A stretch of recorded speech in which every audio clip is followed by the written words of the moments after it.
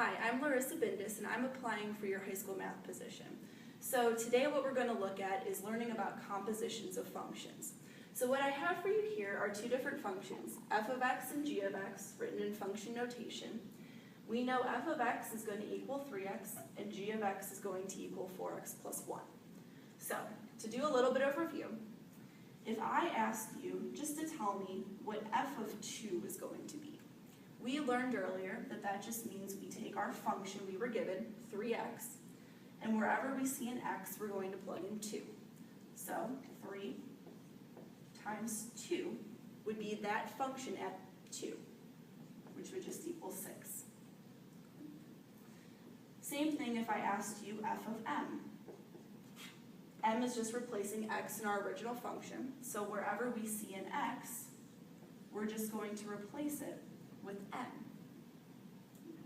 Same thing would happen if I asked you f of star. Star could be anything, any value, complicated, easy, number, variable. Same idea, wherever we see an x, we're just going to replace it with a star.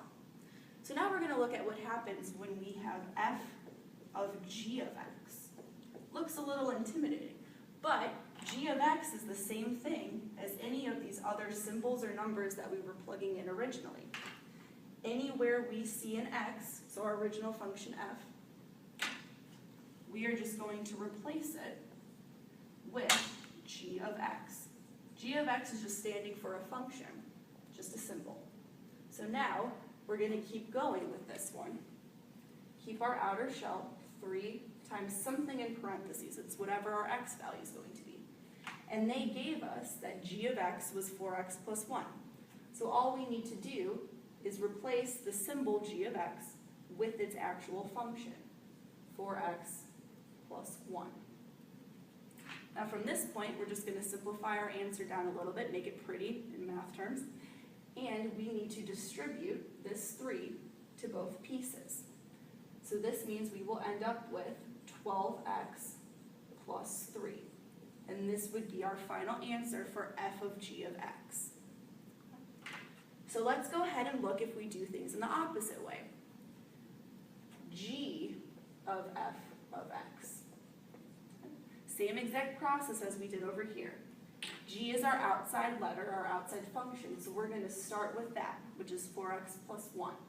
And I always like to leave a parenthesis space where I'm going to plug in something, use kind of a shell. So 4 with whatever we're plugging in for x plus 1. And in this case, we are going to be plugging in f of x. We know f of x, so just rewrite our shell. And instead of using the f of x notation, we're going to plug in 3x. And from this point, now we can clean this up a little bit, and we'll end up with 12x plus 1 for g of f of x. So we can take those and go in either direction. We always start with our outside letter, and then we're just going to plug in the inside function anywhere we see an x. So let's go ahead and take a look at a little more challenging one. This time they tell us that f of x equals x squared plus 2x, which we notice we have two different x's going on in there. And g of x equals x plus 3. So if I were to ask you for this one, f of g of x, we are going to do the exact same process. So f is on the outside. That means we are going to start with our function f of x. And I like to use the shell method. So we're going to be plugging in something for x and then squaring it. Don't forget about that. Then we're going to add it to 2 times, again, whatever we're plugging in for x. So g of x is what we'll be plugging in. So any place I would have put an x, I'm going to put g of x. So we're going to rewrite our shell, and this time, because we were given what g of x actually equals, it equals x plus 3, we're just going to insert that into those spaces. So same exact thing we did over here, just we had to do it twice because we were given 2 different x values. Now we have to be a little bit careful because at this point we have to go back to different things we've learned in algebra of how to condense these functions. So first thing we notice, we have a binomial being squared. That right away means we're going to have to FOIL. So this is the same thing as writing that quantity 2 times itself. Okay? We can't just give that 2 to each number or letter that's involved, because we're going to have to FOIL binomials. And then over here, we have our distributive property again, which we've done.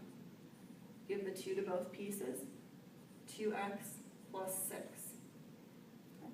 Now getting back to FOILing, this means we're going to do all of the combinations of FOILing, which we've worked on in the past.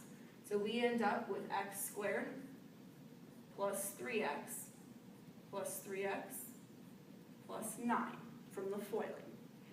And we just bring on these last 2 terms, tag along for the ride until we can do more with them. So from this point, we needed to combine like terms. We have x squareds going on, we have x to the first powers, and we have constants. So first thing we're going to look at, x squared. And this happens to be my only term that has an x squared. So it's just going to stay by itself out in front, x squared. Then I'm going to look for all my terms that are just x's, x to the first power. That would be my 3x, 3x, and 2x. So if I have 3 x's, and 2 x's, end up with 8x. And then last but not least, just my constants. So find those. We have a plus 9 and a plus 6. 9 plus 6, end up with 15. So this is going to be my answer for f of g of x. Same process we did over here, a little bit easier, a little more challenging, but same exact thing, just plugging in a function where the x used to be. So now, let's go ahead and look at an example, something that could happen in real life. So say you were going to a clothing store and it has a 25% off sale. Okay? But, lucky you, for the one day you went shopping, they're advertising that you have an additional savings of 10%. So we're going to use composition of functions to find the total percent discount. What we have going on here is you have a 25% off sale. And that's happening first. That's the first thing that's going to happen. Okay? So let's say we make this f of x. We have to write a function for it. And we've worked with percentages before. If we let x represent the price, f of x with a 25% off discount means we're going to take the price x and subtract 25% of x. And we can clean that up and make that 0.75x. So we know f of x in this case is going to equal 0.75x. Now we need to look at our other savings. So we're going to have an additional savings of 10%. Let's make this one g of x. So same process as the beginning, we're going to take our original price x and subtract 10% of it. This means we're going to end up with 90% of x. So g of x is going to be 0.90x. Okay? Now we have to be a little bit careful with compositions as to what order is happening. So the first thing that's happening is the 25% off sale, and then we're going to have an additional 10%. So in this case, we are going to want to know g of f of x. The reason is because we want to know what the 25% is first, and then we're going to take a bigger shell of the 10%. So, same process as we did over here. We're starting with g of x on the outside. So g of x is 0.9 times x, so I'm going to write my shell.